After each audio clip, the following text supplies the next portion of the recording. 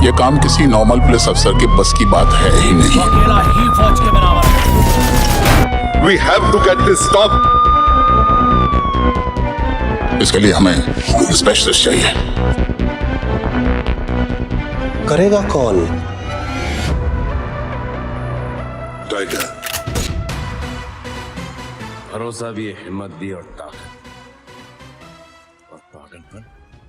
दोस्तों, navy day के बारे में तो आप जानते ही होंगे। हर साल 4 दिसंबर को भारत में बड़े ही गर्व और शान के साथ नेवी डे सेलिब्रेट किया जाता है।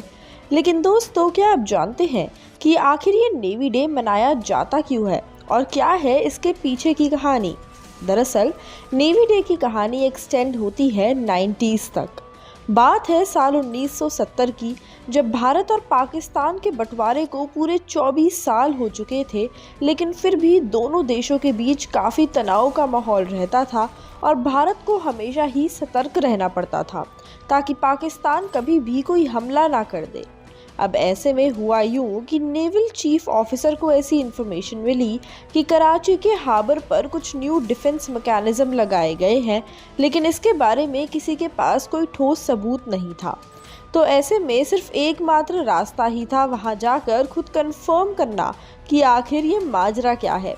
अब इसकी duty research and analysis wing यानी कि रॉ को दी गई और रॉ ने इस मिशन के लिए काओ और मूर्ति नाम के अपने 2 ऑपरेटिव्स को अपॉइंट किया। उन्हें इस मिशन में अपनी आइडेंटिटी छुपाने के लिए नए नाम्स मोरियार्टी और रॉड असाइन भी किए गए।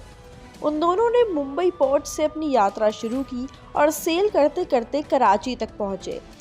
कराची पोर्ट पर जाकर उन्होंने पूरी जगह को अच्छी तरह से एग्जामिन किया और उसके बाद पूरे एरिया की ऑलमोस्ट हर एंगल से तस्वीरें भी खींची और सुरक्षित वापस आकर ये तस्वीरें इंडियन नेवी तक पहुंचाईं। और उन तस्वीरों में वही निकला जिसका डर था। कराची पोर्ट पर सच में कई सारी न्यू डिफेंस टेक्निक्स लगा दी थी जिससे उन पर कोई अटैक ना कर सके और वो आराम से भारत पर वार करते रहें। और इसीलिए इंडियन नेवी ने 4 दिसंबर की शाम को कराची पोर्ट पर कई बड़े वार किए और उस पूरे हार्बर को ही डिस्ट्रॉय कर दिया।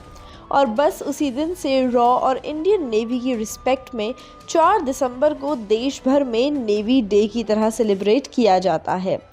इस प्लान को इतनी चालाकी से एग्जीक्यूट किया गया कि पाकिस्तान को खबर तक नहीं हुई कि कब रॉ के ऑपरेटिव्स ने उस जगह को एग्जामिन किया और कब पूरे पोर्ट को डिस्ट्रॉय भी कर दिया।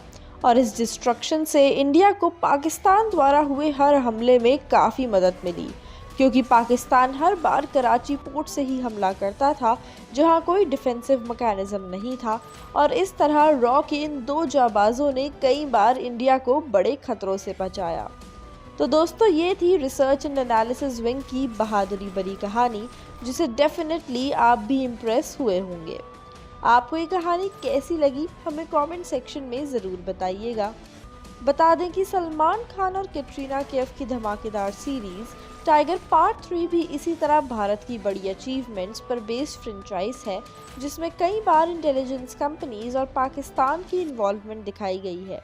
और इस बात की बड़ी पॉसिबिलिटी है कि इस बार फिल्म में रॉ की ये बड़ी कराची पोर्ट सक्सेस की कहानी दिखाई जाए। अगर ऐसा होता है तो सच में ऑडियंस फिल्म देखना काफ़ी पसंद करेगी। दोस्तों, आज के लिए इतना ही। ऐसी ही और इंटरेस्टिंग वीडियोस के लिए जुड़े रहिए हमारे साथ और सब्सक्राइब करें हमारे चैनल बॉलीग्राड स्टूडियोज़ को।